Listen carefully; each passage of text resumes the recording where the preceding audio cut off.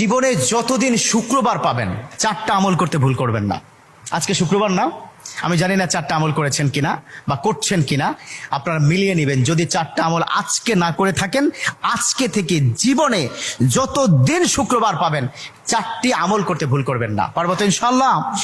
ইনশাআল্লাহ। 1, দুরূদ পড়া।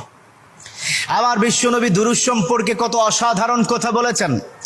একজন সাহাবা এসে বললেন, ইলা রাসূলুল্লাহ সাল্লাল্লাহু আলাইহি ওয়াসাল্লাম, ও নবী, আমি যদি আপনার প্রতি দিনের 1/3 ধরে দুরূদ শরীফ পড়ি আমি কি নিয়ামত পাবো?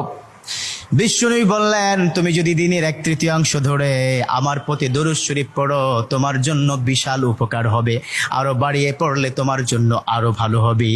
সাহাবা মহা খুশি হয়ে গেলেন, ইয়া রাসূলুল্লাহ, আমি দিনের অর্ধেক সময় জুড়ে যদি আপনার প্রতি দুরূদ শরীফ পড়ি তাহলে কি হবে? বিশ্বনবী বললেন, এটা বিশাল